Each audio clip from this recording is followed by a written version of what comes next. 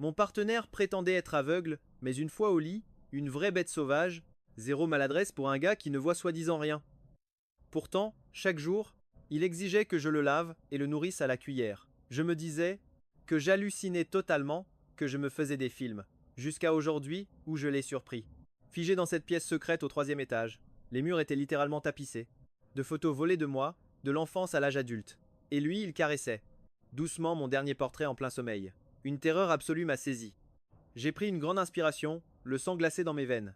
À cet instant précis, il a tourné la tête. Ses yeux, parfaitement clairs. Aucune cécité, juste un regard. Transperçant. Un sourire effrayant, digne d'un psychopathe, a étiré ses lèvres. Tu comptes. Fuir où, ma mignonne? La veille de mes fiançailles, j'ai reçu un message de la mienne du. En voyant son nom, mon sang n'a fait qu'un tour. Pourquoi revenir? Maintenant, ces 4 ans d'études à l'étranger ont été de loin mes années les plus paisibles et heureuses. Et là, à peine atterri hier, le voilà qui débarque. Déjà chez moi, j'ai jeté un coup d'œil par la fenêtre, il posait avec élégance contre sa Rolls-Royce de luxe.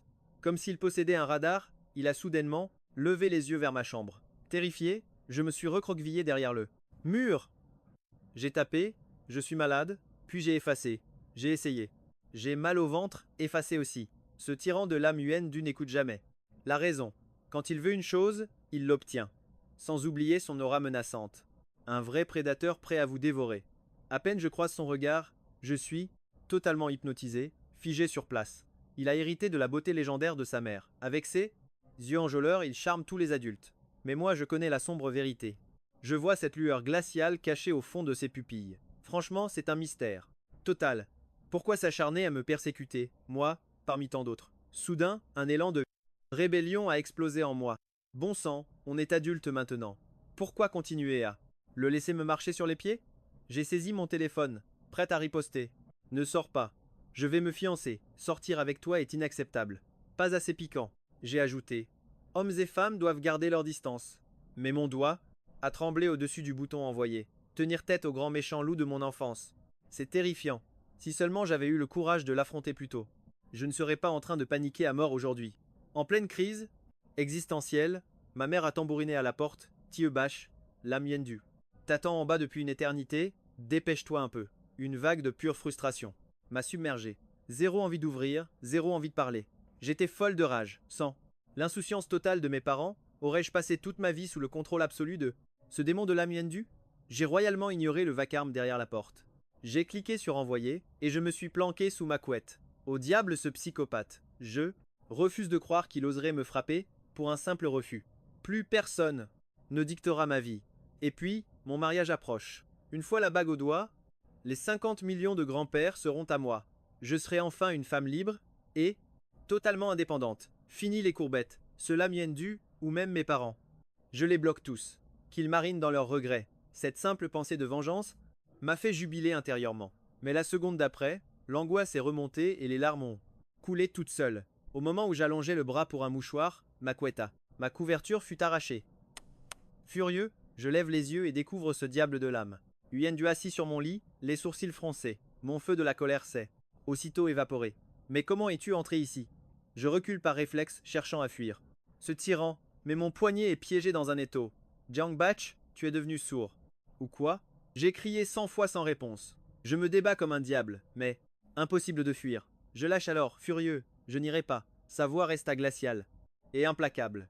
Même si tu refuses 100 millions de fois, je te traînerai de force.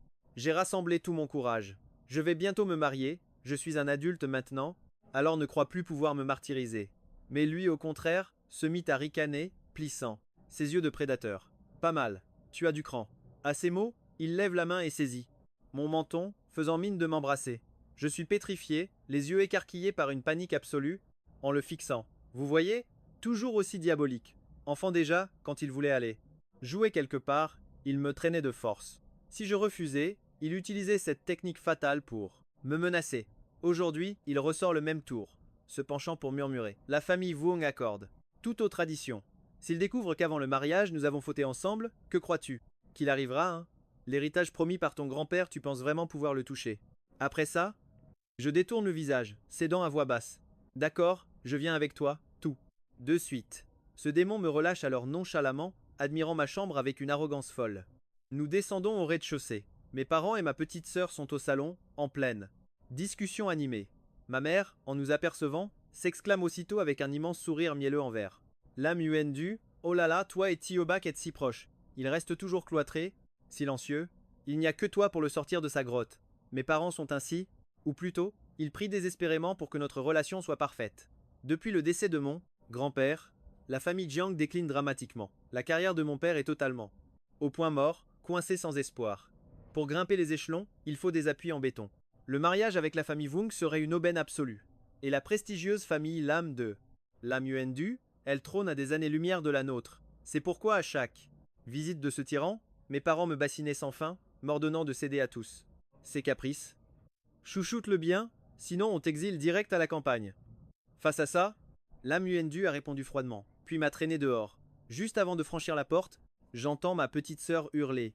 Je veux partir en vacances en Europe. Mon père refuse, alors elle le harcèle sans pitié pour l'accompagner. De toute façon, lors de leur voyage chic, je suis toujours fantôme. Et même s'il m'invitait, je refuserais net. Hors de question pour moi de servir de misérable faire-valoir à leur bonheur. Une fois dans sa luxueuse voiture, je n'ai aucune idée du plan de Lam Yuendu. Il reste muet. Alors je garde ma bouche. Bien scellée. La voiture s'arrête enfin devant un hôtel chic. Il baisse la vitre sombre, tapotant légèrement le cadre. Rester coincé ici, je n'en peux plus. Que faisons-nous dans cet endroit? Il désigne l'avant d'un coup de menton arrogant. Je regarde. Eh, n'est-ce pas là mon illustre fiancé arrangé, ce cher Vyung-Fu? Et attendez un peu, il y a un autre homme. Collé à lui, Vyung-Fu qui marche devant, le visage agacé, tandis que l'autre gars le suit bêtement comme un petit chien désespéré. Je détourne la tête, trouvant ce stupide drame inintéressant. Mais soudain, ce démon me balance une liasse de photos. Dessus, on y voit très clairement Vyung-Fu et cet homme enlacé très passionnément. Je le savais.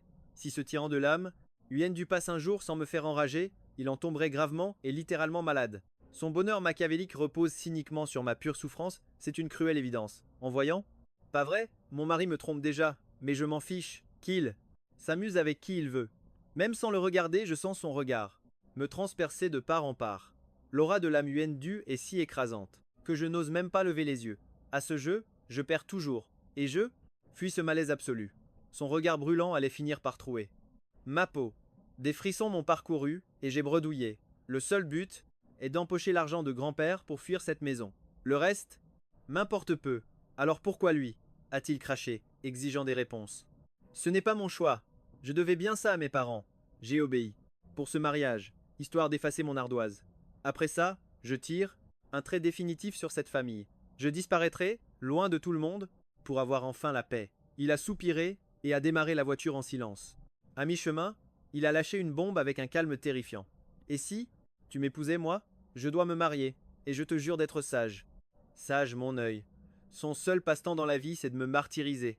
Heureusement qu'il est parti étudier à l'étranger quelques années. C'est le seul moment où j'ai pu souffler. L'épouser, ce serait carrément sauter dans la gueule du loup. En plus, chez lui, je devrais raser. Les murs tous les jours? Hors de question. Je sais qu'un jour, je trouverai mon grand amour. Quant à Vyung-Fu, qu'il s'amuse, peu importe. Je n'ai qu'à patienter un peu pour demander le divorce. J'ai donc répondu, avec un petit rire nerveux, c'est hors de ma portée. Cela Yuendu adore jouer avec mes nerfs. Par le passé, il n'arrêtait de faire des avances, se collant à moi ou frôlant ma main, mais j'esquivais toujours l'attaque. Certes, ma famille Jiang est moins puissante, mais on a grandi dans le même quartier bourgeois. Une vieille connaissance, alors il ne dépassera pas les bornes. Et le pire dans tout ça, je sais pertinemment qu'au lycée, ce tyran m'a même écrit une lettre d'amour anonyme. Bien sûr, j'avais immédiatement reconnu son écriture. Ce jour-là, en rentrant des cours, je cherchais mon portefeuille pour un KFC, et bam, cette lettre. Un coup d'œil, et je l'ai déchirée direct pour la jeter. Sauf que sa voiture me suivait de très près. Depuis ce drame, il m'a mené à la baguette, pire qu'avant. Son attitude transpirait la rancune pure. Je le déteste autant qu'il me terrifie, mais, au fond, ma propre rage bouillonne. Une haine silencieuse, invisible, mais éternelle. J'ai même rêvé de tout réduire en cendres, d'effacer cette future belle famille dans un brasier vengeur. Dommage que tout ça ne reste qu'un sombre fantasme de lâche. Mais pour l'instant, il semble que l'âme Yuendu a décidé de me gâcher la vie. Après le repas, il m'a traîné au golf, puis faire de l'équitation. Mon âme avait déjà quitté mon corps. Le soir, ses amis l'ont appelé pour une course de voiture. Moi qui déteste ça et pressant toujours le pire, il ne m'a laissé absolument aucune issue et m'a jeté dans le bolide. Le circuit grouillait de monde, entouré, de filles aux tenues ultra sexy, j'avais l'air d'une intrue totale. L'âme Yuendu m'a cloué sur le siège passager. J'ai voulu fuir, mais il a sorti son chantage. Toxique, tu paries que je t'embrasse devant toute cette foule. J'étais. En larmes, je l'ai supplié. Tu pourrais ralentir un peu, s'il te plaît? Ralentir? Ce ne serait plus une course? Face à ce fou furieux, j'étais totalement impuissante. Le moteur hurlait à m'en percer les tympans. Je m'agrippais à tout ce que je pouvais trouver. Le bolide a bondi en avant, me retournant l'estomac. J'ai juré de ne plus jamais monter avec l'âme. Yuendu, dans un virage mortel, ce malade a osé me parler, ramenant le même sujet. Jiang Batch, épouse-moi. J'étais tellement terrorisé que j'ai gardé le silence. Il a toujours adoré ce chantage. Quand je montais sur son vélo, il m'obligeait à jurer de répondre à ses appels et à ses messages à la seconde. Si je refusais, il menaçait. Tu refuses? On dévale cette pente ensemble. Parfois, je me dis que l'âme Yuendu et moi sommes pareils au fond, cachant une folle envie de tout détruire. La seule différence, c'est que je l'imagine, lui le fait. Avant même que je puisse lui répondre, la voiture a dérapé et percuté la falaise. Heureusement, c'était la montagne, pas le ravin, sinon on aurait tous les deux décollé vers la mort. Pétrifié, j'ai regardé son visage en sang. Tremblante, j'ai murmuré. Tu voulais m'entraîner. Dans la tombe, il m'a lancé un regard glacial et a ricané. A-t-on? À vie? Les sirènes ont hurlé. J'ai eu une légère commotion, mais lui a fini en réanimation. Pendant ce temps, une foule d'hypocrites a défilé dans ma chambre. Wung Fuki est apparu, jouant le fiancé, éperdument amoureux. Sauf que je savais très bien qu'il entretenait un petit ami en cachette. Il a voulu me toucher, dégoûté, j'ai retiré ma main. Heureusement, je n'éprouvais absolument rien pour lui, nous n'étions que de vagues connaissances. Une fois seul dans la pièce, il a murmuré d'une voix mielleuse. Petit Bâche, arrête ces courses folles avec Yuendu. C'est dangereux. Regarde. Tu es blessé. Mes parents seraient dévastés de le savoir. J'ai hoché la tête froidement. Pendant qu'il pelait une pomme, j'ai lâché la bombe. Je t'ai vu sortir d'un hôtel avec un homme l'autre jour. Son couteau. C'est Figénette. C'est mon ex. Quand nos familles ont arrangé notre mariage, j'ai tout coupé avec lui. Pas la peine de rompre avec lui. Juste pour moi, tu sais? Son visage a instantanément affiché une expression d'incrédulité et d'émotion théâtrale. Petit Bac, tu es si compréhensive. Ignorant. Son cirque, je l'ai coupé net. Après le mariage, chacun vit. De son côté, d'accord? Il a froncé les sourcils. Impossible. Mes parents attendent. Un héritier. Il a insisté. Accouche juste d'un enfant. Et ma famille te couvrira d'or. À chaque naissance, ma sœur reçoit un chèque à 8 chiffres. Face à son discours, j'ai grimacé. S'il refusait de faire chambre à part, cette union m'intéressait beaucoup moins. Mais sans ce mariage, ma montagne d'argent partait en fumée. Ce dilemme m'a pris la tête. Pendant 2 jours, jusqu'à ce que je sois sur pied pour marcher. L'âme Yuendu s'était réveillé mais il était devenu aveugle. Sa chambre était noire. Le verdict du médecin était tombé. Le nerf optique était gravement compressé. Durant son séjour, je suis passé le voir. Les yeux bandaient, un détail me donnait des frissons. À chaque pas, il devinait ma présence. Mes pas résonnaient. Ses parents me foudroyaient du regard, me tenant pour responsable du drame. Après tout, j'étais dans cette même foutue voiture. Ce cher Lamurène du Boudet, sans lâcher un mot. Logique, si je devenais aveugle, je ferais aussi une tête d'enterrement. Je l'ai nargué. Tu vois, je t'avais dit d'arrêter ces courses folles. Son air agacé s'est assombri. Jiang Batch, tu te crois malin de fer? Le fier alors que je suis cloué ici? Je me suis penché sur ses yeux bandés avec un sourire moqueur, zéro pitié de ma part. Tout le monde me voit comme le méchant, mais c'est toi, qui conduisais comme un taré. Un sourire s'est dessiné sur ses lèvres. Tu verras bien. Me parler sur ce ton va te coûter très cher. Joignant le geste à la parole, il a tenté de m'attraper. La blague. Avant sa blessure, je perdais, mais à moitié cassé, hors de question. Qu'il m'attrape. J'ai reculé, mais son emprise de fer s'est refermée. Sur mon poignet. Une force titanesque m'a tiré. Quel aveugle rapide. Paniqué, j'ai mordu sa main. Il a bloqué ma mâchoire. Je me débattais comme un vrai diable. Soudain, la voix choquée et furieuse de sa mère a retenti. Vous faites quoi là? Tieubak, Yuendu. Y est blessé, tu oses le brutaliser. Rien de grave, on joue. A lancé l'âme Yuendu d'un ton zen. Rouge de honte, je l'ai foudroyé du regard et j'ai fui. Rentré chez moi, j'ai direct renommé son contact en l'âme l'aveugle. Un surnom absolument parfait. Après toutes ces années de tyrannie, le karma avait enfin frappé. Le ciel m'offrait ma douce vengeance. Mon cœur sautait de joie, alors j'allais le narguer sans arrêt. Mes parents étaient ravis de mon assiduité. Ses parents faisaient toujours la grimace, mais semblaient résignés. Plus ils me haïssaient, plus j'appelais. L'âme Yuyendu, l'âme l'aveugle. Épluchant une pomme, je lançais. Et l'aveugle, une pomme, je l'approchais de sa bouche, et hop, je l'esquivais. Direct, l'aveugle, je préfère la jeter. Chaque phrase commençait par ce mot. L'âme l'aveugle, me revoilà. Alors l'aveugle, la forme? L'âme l'aveugle, le printemps est là, dommage pour tes yeux. Et l'aveugle, viens te battre, je suis juste là. L'âme l'aveugle, tu as. La haine? T'étais pas un génie? Viens m'éduquer un peu? Parfois, je me trouvais un peu cruel. Le gars a perdu la vue, et moi, j'en rajoute une couche. Mais impossible de m'arrêter. Si les rôles étaient inversés, il m'aurait fait vivre un vrai cauchemar. À sa sortie d'hôpital, j'ai espacé mes visites, soi-disant, pour ne pas l'énerver. La veille de mes fiançailles avec Vyung Fuki, l'âme, l'aveugle et ses parents ont débarqué chez moi. Devant eux, j'ai fait profil bas. J'ai demandé sagement, tu vas mieux? Son sourire m'a filé des sueurs froides. Pendant que les parents papotaient, j'allais m'esquiver, mais il m'a attrapé. J'ai proposé de le promener. L'âme Yuendu marchait au ralenti, sa canne tapant le sol. Le sol pour s'orienter. Moi je voulais le faire galérer un bon coup, qu'il savoure. La solitude totale d'un aveugle sans aide. Du coup, je l'ai guidé vers les escaliers. À peine arrivé au sommet, on a surpris une conversation familiale dont le contenu faisait carrément froid dans le dos. Sa mère lâcha, maintenant que Yuendu est aveugle, Tiubach doit prendre ses responsabilités. Son père renchérit, écoutez, on ne cherche à blâmer personne, mais notre Yuendu a besoin d'être chouchouté, et il a l'âge de se marier. Sa mère relance, Yuendu et Tiubach ont grandi ensemble. Et vu que son mariage avec la famille Vyung n'est pas encore officiel, marions-les tous les deux. Après tout, sans leur petite course de voiture, rien de tout ça ne serait arrivé. J'étais sous le choc. Mes parents, eux, souriaient, à s'en décrocher la mâchoire, persuadés d'avoir décroché le jackpot. Quant à moi, je voulais juste me fondre dans le mur. Et là, pile à ce moment, l'âme Yuendu tourne la tête vers moi, lâche un sourire narquois, et murmure. Surprise, hein? Un frisson glacial m'a parcouru le dos. Mais ma panique n'a duré qu'une seule petite seconde.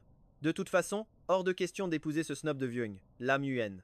Dieu était mon pire tyran, mais maintenant qu'il est aveugle, la roue tourne, à moi de le persécuter. En plus, mes chers parents ne m'auraient jamais laissé le choix. Cette affaire fut réglée fissa.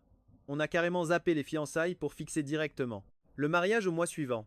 Jour 2, on signe les papiers. Jour 3, le jackpot tombe. Le fonds colossal que mon grand-père avait gardé pour mon mariage s'est retrouvé entre mes mains, du cash à gogo, des villas et même des boutiques. J'étais tellement refait que je touchais les étoiles. J'ai direct fait mes cartons pour m'installer dans le penthouse luxueux du grand-père. En voyant la scène, mes parents tiraient une de ses têtes. Ma mère a joué les victimes blessées. Dis-moi, est-ce qu'on t'a déjà maltraité? Tu vas te marier et tu fuis la maison. Comme un voleur! Que vont penser les voisins de notre famille? Mon père a grogné de rage. Espèce de loup ingrat, on t'a nourri pour rien. Tu n'as aucune gratitude pour ta famille. À ce point-là, tu nous détestes vraiment? Pas vrai? Ma sœur a surenchéri avec sa voix faussement mielleuse et piquante. Grand frère, pourquoi cherches-tu toujours à contrarier les parents? Mais moi, zen comme un moine, j'ai juste regardé les déménageurs embarquer mes affaires sans pitié, jusqu'au dernier petit slip, sans rien leur laisser. L'âme Yuendu aussi a fait son jaloux concernant mon déménagement. Il m'a demandé timidement pourquoi ne pas emménager direct avec moi. Mes parents déjà décoré notre nid d'amour. Juste toi et moi, pas de beaux-parents dans les pattes. Sauf que j'en ai ma claque d'être hébergé à droite à gauche. Bébé, mais chers parents rêvaient d'une adorable petite princesse. Manque de bol, le bébé qui a popé est éteint. Stupide garçon. Du coup, ils m'ont jeté chez des bouseux à la campagne. Mon quotidien se résumait à me casser le dos au champ ou à gratter leurs pitoyables restes de nourriture froide. À l'époque, je haïssais viscéralement leur bol de nouilles fades sans l'ombre d'un assaisonnement, un vrai supplice sec à avaler. Un jour, cette famille m'a refourgué un de ces bols et j'ai failli vomir. Résultat, ils ont gueulé qu'on ne gaspille pas la bouffe et m'ont forcé à engloutir ce tas de plâtre à chaque repas.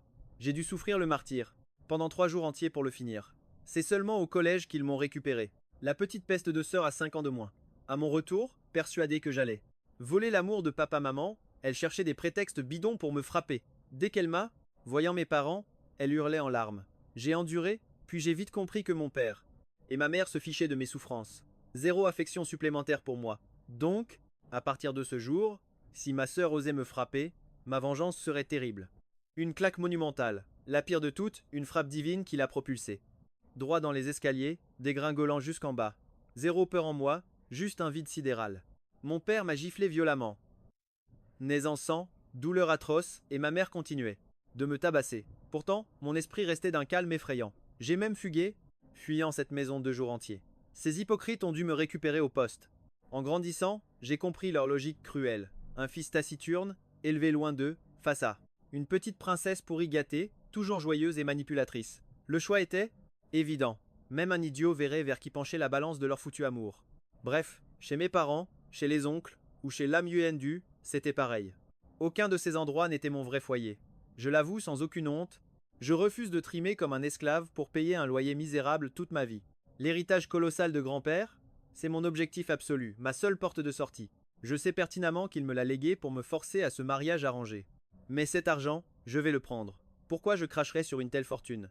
J'ai charbonné comme un fou pendant 2 jours pour boucler mon déménagement en solo. Hors de question d'habiter chez l'âme UNDU pour l'instant. Mais la journée, je dois me fader sa présence chez ses parents. Ma corvée quotidienne absolue? Sortir ce grand aveugle prendre l'air. Sa mère me foudroie toujours du regard. Elle crache. Ses yeux ne sont pas habitués. Pourquoi le traîner dehors sans cesse? C'est là que l'âme UNDU intervient. Maman, j'ai vraiment besoin de respirer un peu. Et hop, on part en balade. Sa canne frappe le sol avec un bruit infernal. Il demande soudain: Jiangbach, tu essaies de m'assassiner en secret ou quoi? Je ricane, le guidant sournoisement vers un arbre majestueux pour un crash frontal. Mais ce diable anticipe tout. Il tâte l'air comme un ninja et me balance. C'est quoi ce chemin? C'est toi l'aveugle dans l'histoire? Incroyablement frustrant et agaçant. Je jure qu'il simule sa cécité. Mes pièges mortels échouent à chaque foutue tentative. Pourtant, sa démarche pataude et hésitante pue l'authenticité d'un vrai non-voyant. Ensuite, ce bouffon de Wung Fu qui déboule, me déclarant sa flamme totalement brûlante. L'âme Yuendu est aveugle, lâche-le. Me sort-il, pensant avoir enfin sa chance. Je l'ai envoyé balader.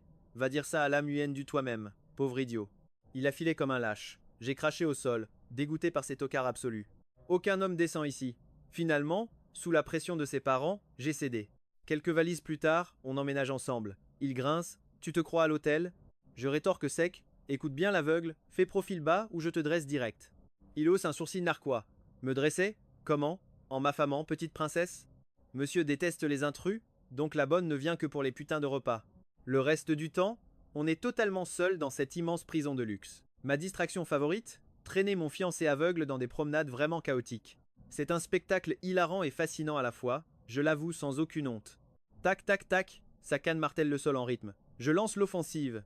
Et si tu restes aveugle pour toujours? Il sourit, je m'accrocherai à toi, tu seras ma garde-malade à vie. Je souris cruellement.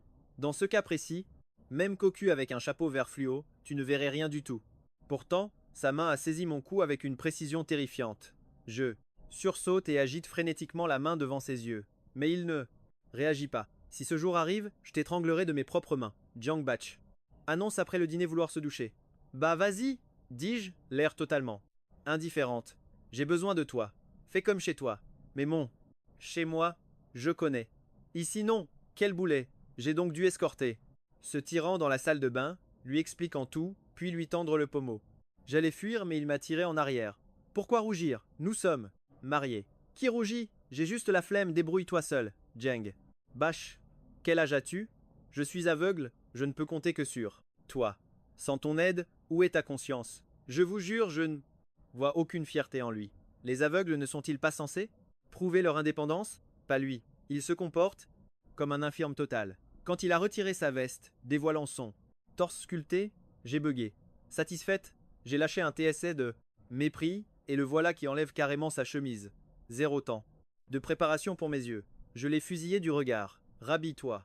Vite fait, je vais te laver habillé. Même nu, tu ne verrais rien. L'âme l'aveugle a soudain changé de ton, alors déshabille-toi aussi. On se douche ensemble, je ne vois rien de toute façon. Rêve, c'est fait exprès. J'ai claqué la porte vitrée. Une fois fini, je lui ai tendu sa serviette. Je l'avoue, le corps de l'âme Yuendu est un chef-d'œuvre. Je l'ai escorté, mais vers minuit, mon téléphone a sonné. À peine décroché, sa voix a Mon amour, viens m'aider pour les toilettes. Furieuse, j'ai bondi de tôt. Mon lit jusqu'à sa chambre. Son affaire réglée, je l'ai ramené haut. Il m'a attrapé le poignet. Tu es cruel, nous venons de nous. Mariés, et tu m'abandonnes seul.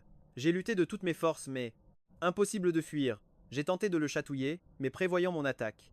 Éclair, il a verrouillé mes 2 bras dans mon dos. Cet idiot a fait du taekwondo. Je me suis débattu comme un beau diable. Il m'a plaqué, tranquille, que pourrait te faire un aveugle? Mais puisque nous sommes mariés, cultivons notre amour. Pfff, j'ai soufflé. De rage en l'insultant, demain tu jeûneras, enfermé à double tour dans cette maudite chambre. Je vais t'enchaîner avec du fer massif, tu vas voir. Cet aveugle arrogant refuse de rester tranquille. Son rire grave a résonné. Au-dessus de moi, raison de plus pour ne pas te lâcher, ses jambes ont immobilisé les miennes, son étreinte de fer m'empêchant de bouger. J'ai senti sa chaleur envahissante, mon cœur battant à la chamade avec une intensité folle. Ce provocateur jubilait. J'ai craché avec fureur. Grand pervertu. Même en fait. C'est ça, bon, dormons. De toute façon, nous partagerons le même lit, mari et femme oblige. À ces mots, mes lèvres ont été scellées par les siennes. Un baiser passionné de 30 secondes, sans un mot. Il m'avait toujours menacé de me faire taire ainsi si je désobéissais. Je n'y avais jamais cru. Mais ce loup sauvage est vraiment un vrai chien sournois. J'étais sous le choc absolu. Si tu redis ça, je le prendrais comme une invitation à t'embrasser. J'ai renaclé de pure rage. Dire qu'un baiser et pouvait faire cet effet. Des lèvres douces et si chaudes. Le lendemain matin, au réveil, l'âme mou me collait encore. Je l'ai repoussé de toutes mes forces. L'âme mou, debout. Réveille-toi. Monsieur avait l'air ravi et a murmuré Bonjour, mon petit mari chéri. Interdit de m'appeler comme ça. Je l'ai bousculé à nouveau. Il a insisté. Je me suis dégagé. Pour sauter du lit, fulminant de rage. Ce lame mou est décidément insupportable. Ensuite, je crevais Subi. Les traîner pour sa toilette. En descendant prendre le petit déjeuner, alerte rouge. Sa mère trônait au salon. Je lui ai chuchoté en panique. Ta mère est ici. Fixant le vide absolu, il a lâché. Maman par pure politesse. Ignorant le sarcasme, elle a annoncé vouloir l'emmener. À l'hôpital pour des examens. À table, pendant notre repas, le regard perçant de sa mère nous scrutait sans pitié. Sous pression, j'ai violemment fourré un autre pain vapeur. Dans les mains de Lam Yuandu. Sa mère a direct aboyé. Il déteste ça. Tu dois le nourrir à la cuillère. Bien maman. J'ai engouffré un croissant en vitesse, avant de jouer la nounou pour Lam Mou. Sa mère marmonnait dans mon dos. Le médecin m'a dit que ton état physique ne devrait pas causer de cécité. Tes yeux auraient dû guérir depuis longtemps. C'est un mystère total que tu sois toujours aveugle. Tiebash, tu lui enfonces la cuillère dans le nez. J'ai baissé les yeux, oups, bingo. Captivé par les ragots, j'avais totalement loupé ma cible. Je me sentais vraiment comme la pire des maladroites. Sa mère insistait lourdement pour qu'on emménage avec elle, espérant pouvoir couver l'âme mou. Mais lui a tranché net, pas question. Nous vivrons absolument seuls. Concernant la cécité de Lam Yuandu, le médecin bredouillait, prescrivant juste des vitamines inutiles avant notre retour. Les semaines passant, on a pris nos petites habitudes. Reclus dans notre nid d'amour, pendant mon temps libre, je dessinais dans mon atelier. Lui écoutait des livres audio, m'appelant au moindre besoin. Le pire, au repas, je devais le becqueter. Ma vengeance secrète, le gaver d'aliments qu'il haïssait viscéralement. Carottes, choux et viande grasse. Mais bon, face à son air de chien battu, je cédais et lui filais des douceurs. La nuit, ce vrai pot de colle exigeait mon lit, sous prétexte de renforcer nos liens conjugaux. Bah, un aveugle, ça restait inoffensif, le danger était proche de zéro. Et puis on était mariés, il faudrait bien concevoir un héritier un jour, d'ailleurs. Ma curiosité l'a emporté. Résultat des courses, après quelques nuits collées serrées, les choses ont vite dérapé sous les draps. 2 semaines plus tard, lors d'une virée resto avec une pote de fac, urgence familiale de son côté. Soirée écourtée. Je suis donc rentré au bercail. Plus tôt que prévu. Surprise, Lam Yuandu s'était volatilisé de son bureau. La chambre était vide aussi. Ses 2 repères favoris totalement déserts. Où diable était-il passé? Mystère total. Sa mère l'avait-elle kidnappé? J'allais dégainer mon téléphone pour l'appeler, quand soudain, du coin de l'œil, j'ai aperçu son précieux portable abandonné sur la table. Hyper louche, depuis sa cécité. Cet appareil était littéralement greffé à sa main, sa seule bouée de sauvetage en cas de crise. Mon sang n'a fait qu'un tour. S'était-il baladé seul, s'explosant le crâne contre un meuble? Panique à bord. J'ai foncé comme une flèche, terrifié à l'idée de retrouver son cadavre évanoui. Quelque part. Quand soudain, en levant la tête, une ombre furtive a glissé au 3e étage. Froncement de sourcils. Impossible que ce soit la femme de ménage à une heure pareille. J'ai direct agrippé. Ma fidèle batte de baseball montant les marches à pas de loup. Et là, devinez quoi? La fameuse porte, secrète du 3e, celle toujours verrouillée à double tour, bâillait étrangement. Mode ninja activé, je me suis faufilé. La pièce brillait de 1000 feux. Et devinez qui trônait là, les bras croisés. Le faux aveugle, l'âme mou. Il se pavanait tranquillement, admirant les photos tapissant le mur. Son regard était perçant, sans aucune trace de cécité. Mon cerveau a vrillé, c'est 100% sûr qu'il se joue de moi depuis le début. En repensant à notre récent quotidien, pas Étonnant qu'à chaque fois que je le poussais vers un arbre ou un trou, le gars arrivait. À tout esquiver comme un ninja. Je le croyais juste hyper prudent, et la nuit, il tenait absolument à plonger la chambre dans le noir total, bougeant avec une vigueur, sans la moindre maladresse d'aveugle, avec une agilité flippante. Le pire, c'est qu'il adorait me faire jouer la nounou, à le nourrir et le laver. Mais ma colère s'est évaporée en une fraction de seconde, car en suivant son regard de prédateur, le long de ce mur, j'ai frôlé la crise cardiaque. La surface était recouverte de photos de moi, des clichés volés du collège, du lycée et même de la fac, un véritable musée de harcèlement furtif. Sur la moitié, j'avais une tête. Un grand malade? Avant, je détestais quand ce tyran m'obligeait à faire des trucs stupides, une perte de temps totale, mais je le croyais au moins. Presque normal, genre un peu névrosé sur les bords. Mais là, c'est clair, son grain de folie est un cratère géant. Des sueurs froides me glacent. Qui? C'est quelle passion glauque il cache? Genre un psychopathe de série B qui collectionne les peaux humaines ou gobe des cerveaux au petit déjeuner. Jean tremble de tous mes membres. Et pile à ce moment, l'âme du admire. Un cliché géant, fraîchement imprimé, de moi en plein bavage nocturne. Preuve absolue de son Oscar du meilleur faux aveugle. Il murmure même en boucle. Mon trésor, te voilà enfin à moi pour l'éternité. Mon instinct de survie, surhumain, m'empêche de m'évanouir bêtement. Je pivote au ralenti comme un ninja, prêt à sprinter. Faut fuir ce donjon de la mort illico presto. Mon cerveau fume, je pige enfin pourquoi la muenne dut refuser catégoriquement de prendre des domestiques ou de vivre chez ses parents. On est seul au monde, s'il décide de me découper en rondelles ce soir, personne n'entendra mes cris. Son aura de boss final n'a jamais disparu. Il a simulé la cécité parfaite juste. Pour m'endormir et me piéger dans sa toile, ce génie du mal absolu. Je rampe avec la grâce d'une limace. À mi-chemin, ce psychopathe tourne, brusquement la tête. Nos regards se croisent, un abîme de terreur pure. Pris, la main dans le sac, son visage reste de marbre total. Mon cœur rate. 3 battements, mon sang gèle. Je le vois s'avancer vers moi au ralenti, chaque pas piétinant ma pauvre jauge de vie, le dos collé au mur froid. 1. L'âme UNDU avec ses yeux, c'est un game over garanti. Impossible de fuir, et mes stats de combat sont à 0. Je le fixe comme une proie, en panique totale. Et lui, avec une voix de velours, je viens de retrouver la vue. Ses yeux me transpercent. J'avale ma salive avec un bruit de crapaud, au champ. Bêtement la tête. Sa main brûlante effleure ma joue, glaciale comme la morsure d'un serpent venimeux. Il chuchote à mon oreille. Ma chérie, tu m'as l'air légèrement stressé. Aime-moi? Pas du tout. Juste vu ta galerie des horreurs. Si je pouvais, je m'arracherais les yeux pour jouer l'aveugle à mon tour. Je dois activer mon mode actrice idiote. J'ai vu ton miracle médical. Ça m'a fait un choc émotionnel. Ah oui, et cette pièce, n'y entre pas chérie, mais son regard de prédateur me cloue sur place. Gloops, deuxième déglutition. Quand tu et ne voyais rien, j'ai eu la langue un peu trop pendue. J'ai une trouille bleue de tes représailles, voilà tout. Tu es un ange, tu vas me pardonner, hein? Bien sûr, lâche-t-il avec un rire diabolique. D'un coup, il me plaque et claque. La porte est verrouillée. Il m'attrape la main. Nous sommes mariés, chéri mon amour pour toi est infini. Mon corps est pétrifié comme une statue. Je bredouille. Vite, appelle ta maman pour lui annoncer la nouvelle. Il garde ma main captive, me scannant de la tête aux pieds au téléphone.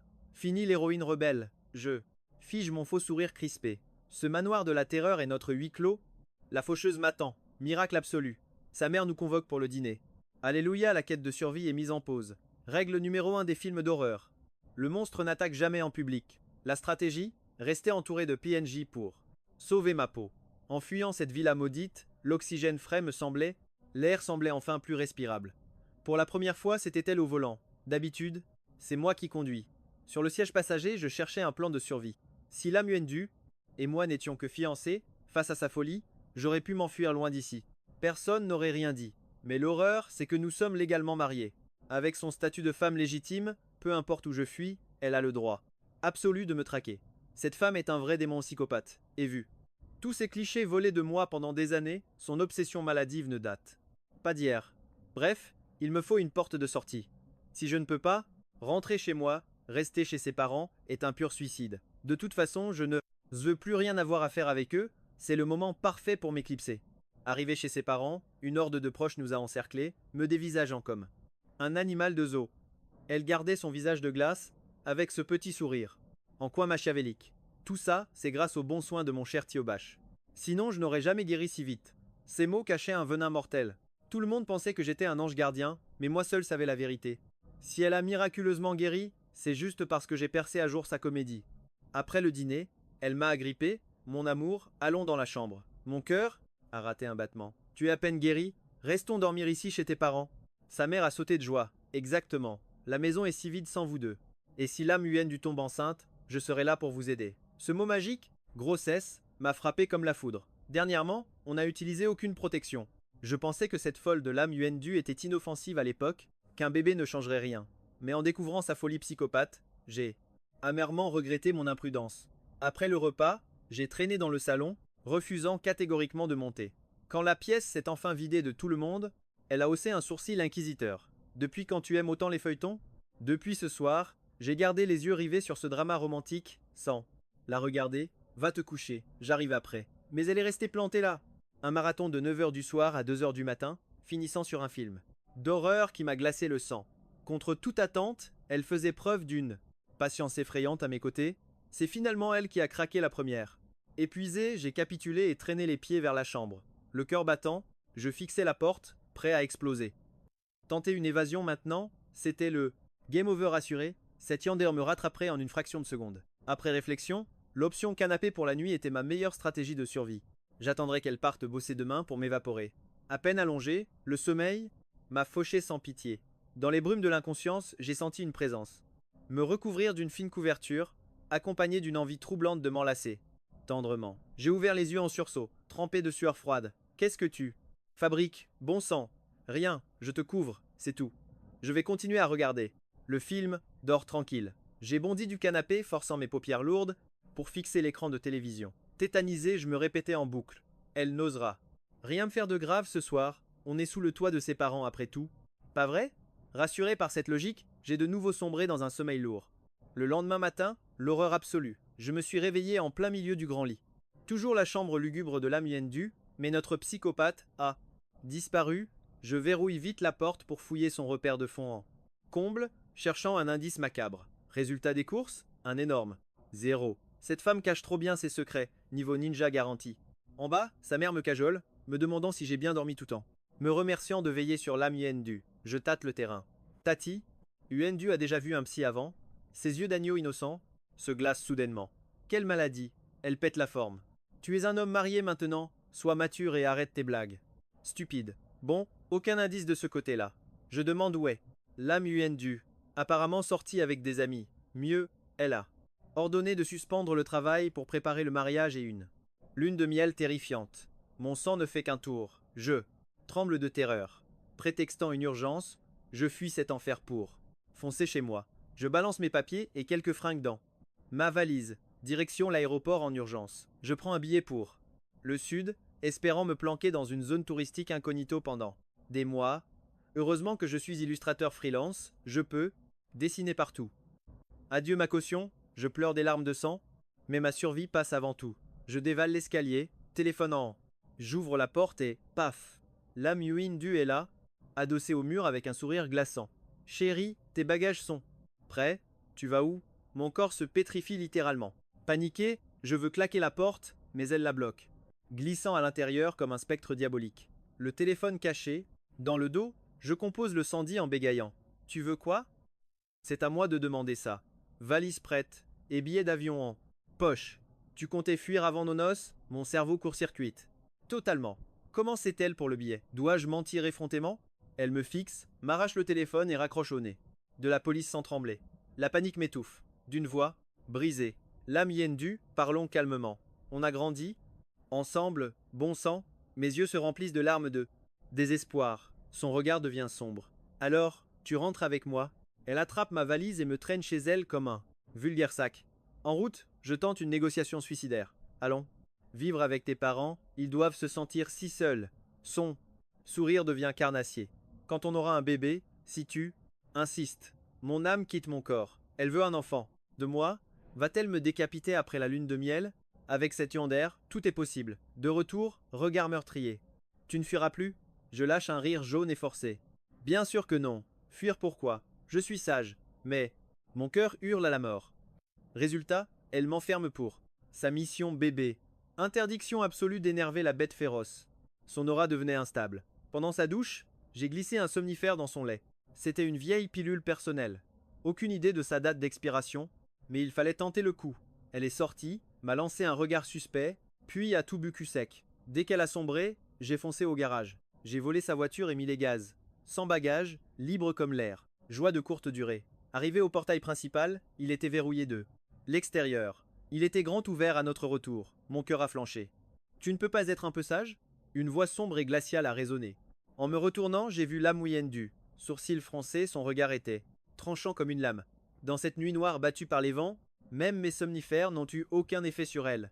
C'était vraiment un cauchemar absolu. Je voulais juste prendre l'air frais. Mais elle, sans un mot, m'a traîné de force à l'intérieur et a sorti des menottes et des fers pour les chevilles attachés avec une fluidité effrayante. Choqué, les yeux exorbités, j'ai entendu sa voix douce mais glaciale. Tu as vu les photos dans cette pièce, n'est-ce pas mon bébé? Quelle pièce? Quelle photo? Tu te moques de moi? Ma voix tremblait comme une feuille. Si tu as envie de jouer, enlève d'abord ces fers aux pieds. Parce que là, ce n'est vraiment pas pratique. Grinçant des dents, elle m'a traîné au troisième. Tout le monde sait que quand la grande méchante enlève enfin son masque, le héros va commencer à souffrir. J'ai reculé de toutes mes forces. Mais, elle me traînait sans pitié. Accroché à sa cuisse, j'ai supplié. Ma chérie, j'ai eu tort. Je ne fuirai plus. Ne me tue pas. À partir d'aujourd'hui, j'obéirai à tous tes ordres. Je le jure. Pourquoi une telle misère? À peine sortie, de la gueule du loup, me voilà dans celle du tigre. Quelle poisse! Elle s'est penchée, affichant un sourire sans la moindre chaleur. Quand tu faisais l'aveugle, tu as osé. Me marcher sur les pieds. Regarde-toi maintenant, avec cette pitoyable peur de mourir. Elle m'a traîné à l'étage, jeté dans la pièce interdite. La lumière fut. Ces photos murales ont de nouveau frappé ma rétine. Ma trypophobie s'est déclenchée, figeant mon crâne. Je sentais qu'elle allait bientôt me transformer en spécimen mural. J'ai balbutié, tremblant de peur. Depuis quand es-tu devenue aussi perverse? Elle a doucement pincé ma joue, lâchant un rire. Depuis notre toute première rencontre, mon bébé. Elle s'est collée, murmurant à mon oreille, son souffle effleurant ma nuque. Si tu n'avais pas découvert cette pièce, et si tu ne passais pas ton temps à fuir, je n'aurais jamais eu envie de t'enchaîner. Sois sage. Nos bans sont publiés. Et notre mariage est pour très bientôt. Ton comportement est un peu extrême, non? Ai-je tenté? Alors tes plans de fuite ce matin, c'était tout à fait normal, a-t-elle répliqué du tac au tac. Me voilà officiellement aux arrêts par ma future femme. Incroyable que ma vie ait pris une tournure aussi dramatique. Elle a confisqué tous mes moyens de contact. Le portail est verrouillé comme une forteresse. À la maison, mes membres ont une relative liberté. Mais dès qu'elle sort, c'est retour au fer. Un vrai traitement d'animal de compagnie. Elle me dit que notre mariage se déroulera absolument sans le moindre accroc. Pas même un cheveu qui dépasse. Même en photo, ses yeux étaient fixés sur moi. Il me traquait, zéro chance de m'échapper. Bien qu'il ne m'ait pas encore. Transformé en trophée empaillé, ça sent la fin. Ce n'est qu'une question de temps. Même aux toilettes, le gars montait la garde. Quelle garde du corps dévoué. Trop dévoué.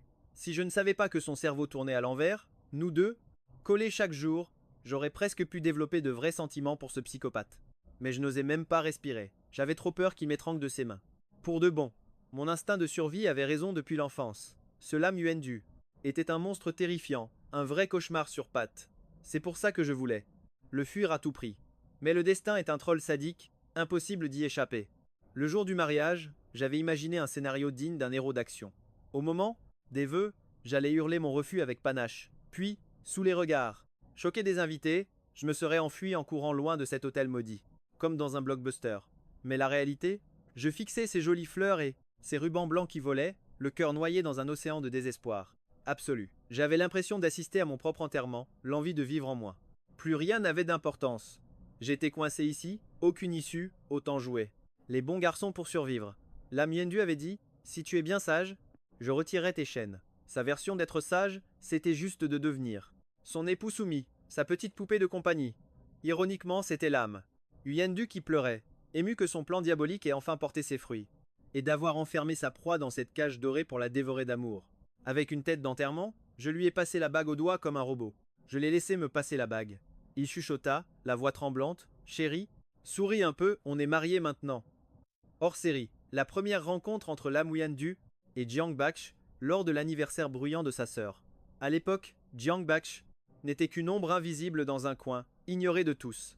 Tel un vrai paria de la famille Jiang. Pourtant, ils fréquentaient le même collège. En chemin, Lam Yuandu le croisait souvent, rentrant toujours seul, l'air si solitaire. L'été, les enfants du quartier s'amusaient toujours ensemble, sauf Jiang Baksh. Il vivait vraiment dans sa propre bulle isolée. Mais Un jour, elle l'a surpris accroupi, nourrissant un petit chat de gouttière. Piquée de curiosité, elle demanda: Tu veux jouer avec moi? Mais Jiang Bash, glacial, l'a ignoré comme un fantôme avant de tourner les talons. Ce vent monumental a rendu Lam Yen du folle de rage. Tous les gosses voulaient être son ami. Quelle audace, quel culot insupportable. À la rentrée scolaire, Lam Yuendu l'a aperçue encerclée par des voyous racketteurs. Alors qu'elle allait l'aider, Jiang Bach a explosé les trois gars. À une vitesse hallucinante. Un chaos magistral. Puis il a fui, rapide comme l'éclair. Intrigué, Lam Yuendu a couru pour le rattraper. Mais tirant sur son sac, il s'est retourné, décochant une droite phénoménale. Paf! La lèvre de Lam Yuendu a bu instantanément, la douleur là. Foudroya! Elle a hurlé: T'es malade de frapper tes alliés? Je voulais t'aider, idiot! Devant elle, le garçon est resté pétrifié, les yeux écarquillés. Pourquoi tu me suis? En réalité, elle l'ignorait elle-même.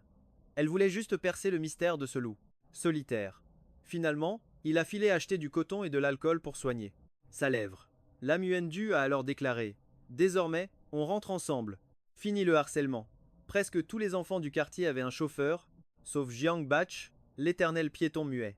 Une cible bien trop facile pour les brutes. Mais bam, refus catégorique. Il lui a fourré le coton dans les mains et s'est barré. Tenace, Lam Yuendu l'a talonné.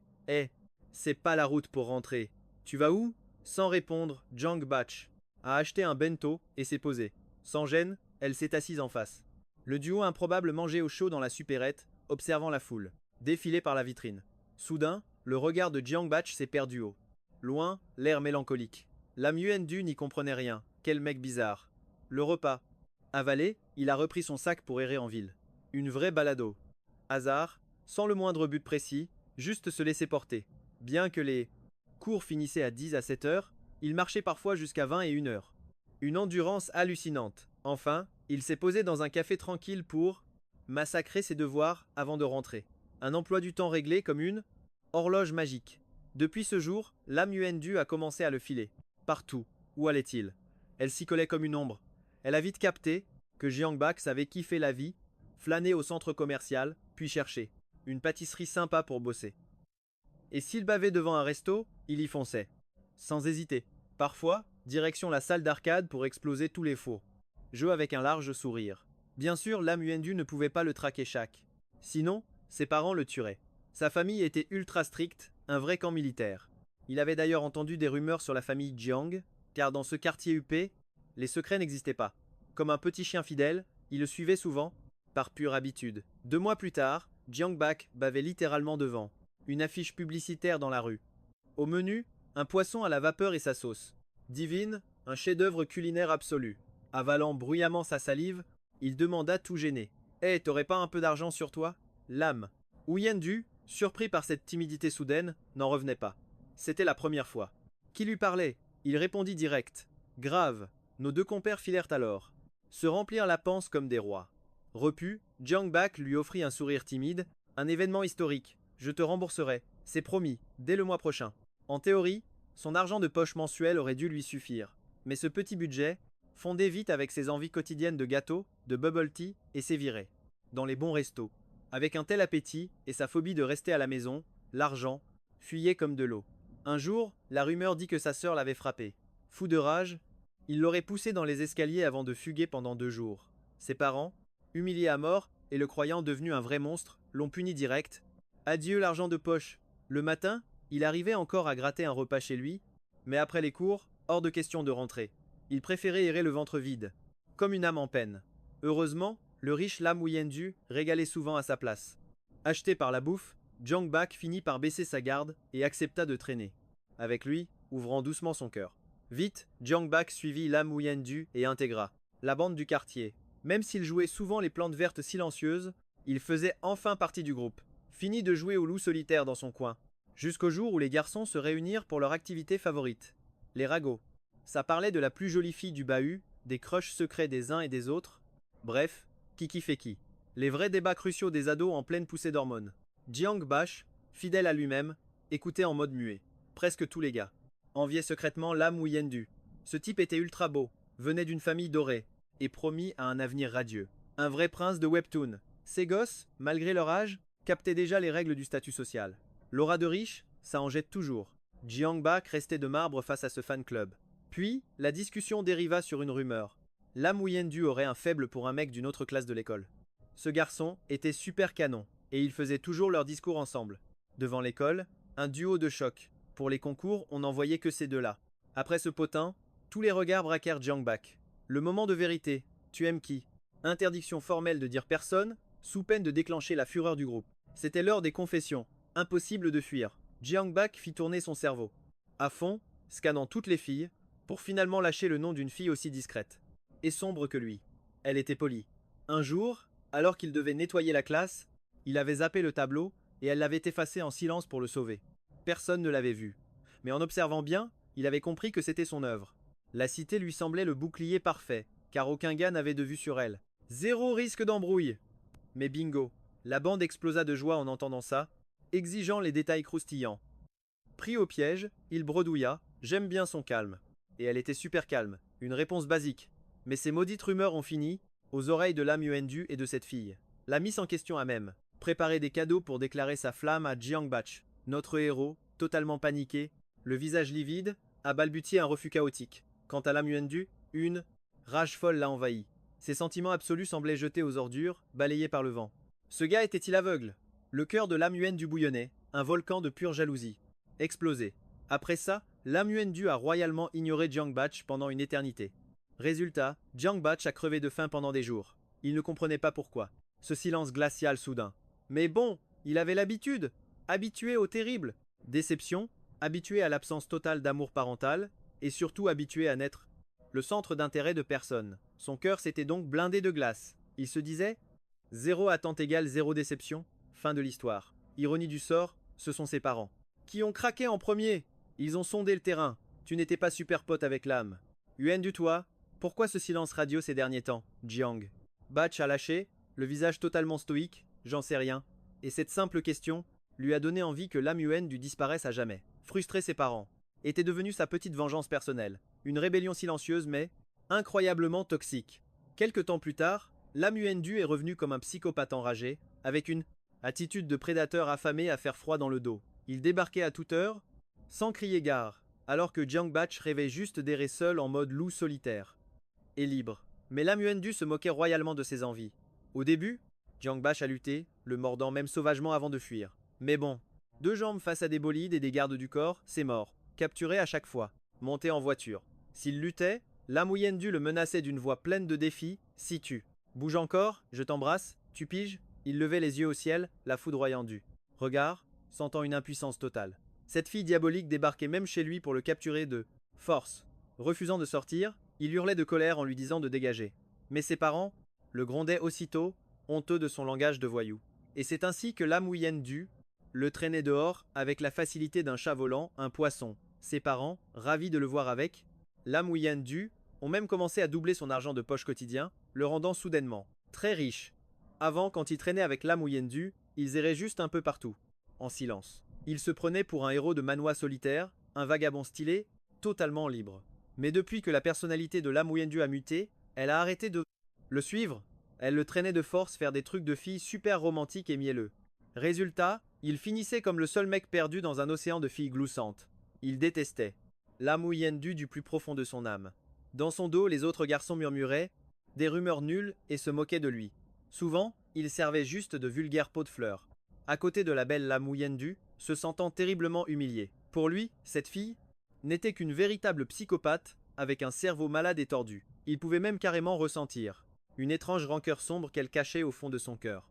Et donc, inévitablement, à chaque fois que ces deux-là se retrouvaient tout seuls, l'ambiance virait au drame absolu. La scène ressemblait à une méchante princesse kidnappant un villageois. Après un long combat désespéré, le pauvre Jiang Bak capitulait et la suivait. Un jour, Lam Huyendu avait sorti de nulle part un appareil photo Leica hors de prix, le bombardant de flash l'obligeant à devenir son modèle personnel. Jiang Bak acceptait son triste sort, avec une expression faciale aussi raide qu'un roc, soupirant. Une relation affreuse, pourtant, la quasi-totalité de leur temps libre, ils le passaient à rester collés ensemble. Une bonne relation? Jiang Bak était constamment furieux, tirant la pierre des têtes. Elle écrasait toute forme de résistance de sa part. Mais l'habitude est un poison.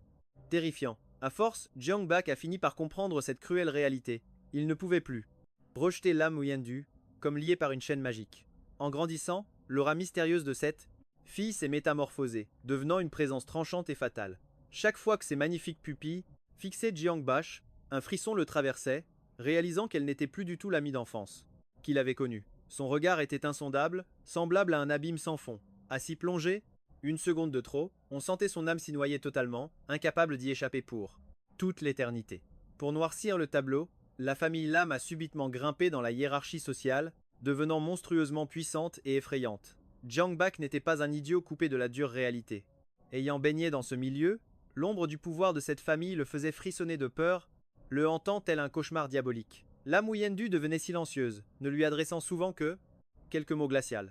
Jiang Bash ne pouvait ni l'affronter ni fuir, et dès qu'il osait la défier, elle menaçait de le dévorer de baisers.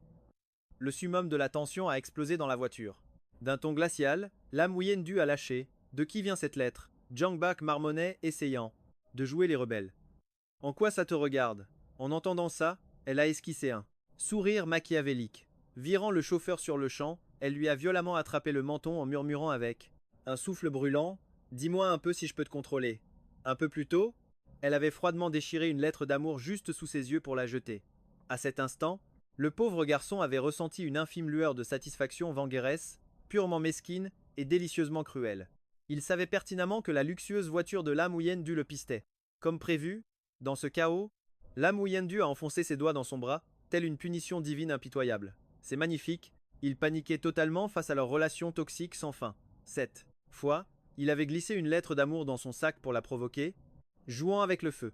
Lam Huyendu le plaqua au fond de la voiture, son visage s'approchant dangereusement, son souffle brûlant sur lui. Jiang Bak, mort de trouille et la chair de poule, déglutit avec une voix tremblante. Arrête ça, Lam Huyendu, lâche-moi. Il couinait presque comme un moustique, tremblant de peur. Lam Huyendu serra les dents et murmura à son oreille. T'es d'accord? Il hocha la tête comme un robot. Elle lâcha un petit rire. C'est bien, alors tu détestes qui? Tu ne sais pas? Il répondit doucement, puis elle susurra avec un ton aussi suave que menaçant. Comment faire? Je me sens si mal, alors tu vas devoir souffrir avec moi. Au début, il n'a pas capté, pensant qu'elle parlait de tristesse émotionnelle. Alors qu'il cherchait quoi dire, il s'est vite rendu compte qu'il avait tout faux. Quelle audace incroyable de sa part. Son corps entier s'est figé sur place, pétrifié, tandis qu'elle agissait comme la reine du monde, le dominant totalement. Le souffle de la fille s'accéléra, créant une ambiance flippante et bizarre. Il croyait devenir fou. Lam Huyendu murmura à son oreille tel un démon. Jiang Bach, si tu oses draguer ailleurs, je te tue. Il ferma les yeux très fort, hochant la tête pour jurer. Fidélité dans une panique absolue. Depuis ce jour maudit, il a classé Lam Huyendu comme une psychopathe totale, la vraie. Raison pour laquelle il perdait toujours, c'est qu'il avait encore de la fierté, alors qu'elle s'en fichait royalement. Elle était invincible, sans limite. Comment a-t-elle osé le toucher là? Il était saoul. Le choc est terrifié à l'idée qu'elle aille plus loin. Cette peur de l'inconnu le hantait, lui donnant même des cauchemars. Dans son rêve, il fâchait Lam Huyendu, et elle sortait des ciseaux géants dans cette voiture, prête à le trancher sans pitié.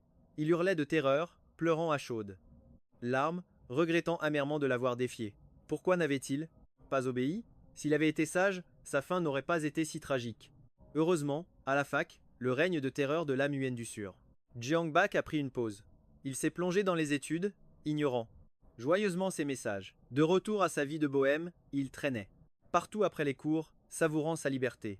Un jour, il a déniché un cours de dessin génial et s'est inscrit avec un enthousiasme fou. Après tout, sa famille ne l'avait jamais laissé faire ça, c'était la toute première fois qu'il décidait pour lui-même. Loin de là, Lam Huyendu a senti que sa proie lui échappait. Depuis l'étranger, elle regardait en boucle les photos volées de lui, tapissant tout son appartement avec. Elle se rappelait de la morsure féroce et de son regard soumis et pitoyable. Mais bizarrement, ce qu'elle détestait le plus, c'était le tout début, quand ils n'étaient que de simples inconnus froids et distants. Hors de question. Elle devait marquer sa vie au fer rouge, quitte à être détestée plutôt qu'oubliée. Morte d'inquiétude qu'il la remplace, elle a direct engagé un détective privé pour le traquer. Et le résultat? Ouf, il n'a pas changé d'un poil. Un vrai soulagement pour notre psychopathe, un fardeau en moins. À chaque retour au pays, elle le traquait. Leur relation restait tendue, électrique comme une bombe à retardement. La folle a carrément transformé toute une pièce de sa villa en sanctuaire effrayant, tapissé de photos du pauvre garçon. Face à ce mur, angoissant, il se demandait vraiment comment elle pouvait prendre son pied en regardant ça. En gros, une collection bizarre. genre attraper des versions de Jiang Bak, à chaque âge comme des créatures rares pour marquer son territoire. Mais un jour, alerte rouge, il allait en épouser une autre. Pleurer, inutile avec ce glaçon. Si elle rampait, il allait juste se marrer. Non seulement il dirait non, mais en plus, il allait piétiner son cœur sombre. Fallait-il vraiment finir en mode tragédie romantique? Pourquoi ce mec était-il si cruel? Sérieux, ils ont grandi ensemble, même sans amour. L'habitude ça compte, non? Folle de rage, elle a violemment braqué, évitant le ravin de justesse pour percuter sauvagement l'autre voiture. Boum! Crash monumental! Qu'importe, elle l'épouserait de force, c'était écrit dans le marbre. Une obsession totale. Mais une fois marié, le pauvre Jiang Bak vivait un cauchemar éveillé, suant à grosses gouttes. Au début, la terrifiante Lam Yuandu le marquait à la culotte. Elle le suivait partout au travail, et son alliance, impossible à retirer, cachait un traceur ultra moderne. Pour le reste du monde, c'était le couple parfait. Mais Jiang Bak savait très bien que ce n'était que sa nature toxique à l'œuvre. Il flippait qu'elle l'assassine un jour, comme dans ses pires cauchemars. Pourtant, surprise, Lam Yuandu ne dégageait aucune aura meurtrière, elle jouait même les épouses en or. Avant, Jiang Bak agonisait seul en silence, fuyant les médecins sous sa grosse couette. Mais aujourd'hui, avec Lam Yuandu, le moindre rhume provoquait la panique. Direction l'hôpital direct, avant de jouer l'infirmière. À domicile, donnant la béquée avec une douceur angélique, ce jour-là, il n'a pas pu s'empêcher de penser. Si seulement elle avait été là durant cette fièvre à l'université. À l'époque, quasi mourant, il avait rampé vers un taxi pour subir ses perfusions. Interminables. Tremblant, brûlant de fièvre et l'estomac vide. Avec le recul, c'était à la fois super pathétique et d'une tristesse absolue. Désormais, Lam Yuandu discutait avec lui. Tout à fait normalement, gérant les cadeaux de fête, le traînant chez le docteur. Ou planifiant carrément des vacances collées au basque de ses parents. Le pack complet. Parfois, elle balançait de sacrés potins sur sa propre famille. Bref, la pure routine, des trucs très ordinaires mais chaleureux. Un frisson totalement inédit pour notre héros, lui qui végétait d'habitude en mode solo dans sa petite dimension mentale bien isolée. Ses parents l'ignoraient royalement, le laissant totalement en roue libre. Du coup, niveau survie en société, son expérience frôlait le zéro absolu. Toute cette ambiance domestique était super fraîche et presque réconfortante. Lam Yuandu, elle, baissait un peu la garde, chouchoutant son prisonnier. Sous la couette, elle roucoulait même des mots d'amour avec une voix suave. Une vraie actrice. Mieux, elle a enfin arrêté de le scanner de la tête. Au pied, jouant au chauffeur privé après le boulot, le couvrant de petits cadeaux. Depuis qu'il était planqué comme bibliothécaire, ils rentraient ensemble tels des tourtereaux. La flippante Lam Yuan dut lui masser l'ego en demandant s'il était fatigué. Bref, tant qu'on esquivait le passé, elle raflait le titre d'épouse suprême, douce, super attentionnée et totalement dévouée. Sauf que le mec transpirait d'effroi à chaque fois. Cette fausse douceur sucrée était plus angoissante que ses crises de folie destructrice. C'était exactement comme déguster le dernier repas. L'échafaud l'attendait. À chaque fois, il devait rester sur ses gardes à 120%. Tendu et terrifié, impossible de relâcher la pression. Marié depuis plus d'un, haine, mais toujours pas de bébé à l'horizon, mystère total. Ensuite, elle a dû partir à l'étranger pour affaires. Avant de s'envoler, Lam Yuandu l'a fixé avec un regard sombre et menaçant. Chérie, tu seras bien sage, hein? Il n'osait toujours pas la regarder dans les yeux. Un coup d'œil furtif, puis il a bafouillé. Sage pourquoi? Je ne suis plus un gamin, voyons. En réponse, elle l'embrassa, la voix douce mais mortelle. Sois un bon garçon et attends-moi. Sans choix, il dut fuir chez ses beaux-parents. Son propre foyer avec Lam Yuandu lui semblait lugubre, hanté et flippant à mort. Impossible d'y survivre en solo. Alors, sitôt sa femme partie, il a couru se réfugier chez eux pour la chaleur familiale. Belle maman lui a offert une montre hors de prix, baissant les yeux sur son alliance. Il a marmonné, mais c'est coincé ce truc. Sa belle-mère a soupiré, l'air de dire tu bluffes. Elle a appelé un pro, et là, ses yeux se sont écarquillés, n'en croyant pas ses yeux. La bague a glissé toute seule. Complètement sous le choc, il a balbutié, je vais prendre l'air. Assis dans sa voiture, il a soudainement réalisé qu'il roulait sans but, le cerveau en mode pause. Une seule pensée tournait. En boucle dans sa tête, devait-il fuir? L'évasion du siècle. Ce jour-là, il a erré dans les ruelles de Kinti pendant des heures. Jusqu'à ce que la nuit tombe, il a fini par faire demi-tour. Ses beaux-parents l'attendaient pour dîner. Le voyant, ils ont râlé, tu répondais pas. On allait manger sans toi. Il a lâché un rire gêné et s'est mis à table. Soudain, un souvenir le frappa. Chez ses propres parents, les vrais repas de famille étaient un mythe. Même présent, il préférait s'affamer ou grignoter des snacks en ermite dans sa chambre. Mais depuis son mariage avec Lam Yuandu, leur dîner en duo était sacré, que ce soit du fait maison ou un festin au resto chic. Les anciens disaient souvent qu'il avait des yeux rieurs de séducteur. Lors de leur visite, au début, les beaux-parents détestaient totalement cette union de façade. Sans cet accident où l'âme Yuendu a perdu la vue un temps, ils auraient mis leur veto. Mais au final, ces braves, beaux-parents l'ont adopté. Toujours aux petits soins, des cadeaux, s'inquiétant même si, l'âme Yuendu le martyrisait. À chaque visite, la table débordait exclusivement de ses plats favoris. Belle-maman le gavait littéralement. Le nez dans son bol, il feignit de manger goulûment, pour cacher son émotion. Mais de grosses larmes brûlantes de bonheur trahirent son masque. En pleine nuit, alors que Jiang Bach dormait, la porte s'ouvrit avec fracas. Panique totale, il s'attendait à un fantôme. Mais non, c'était l'âme Yuendu épuisée par son voyage express.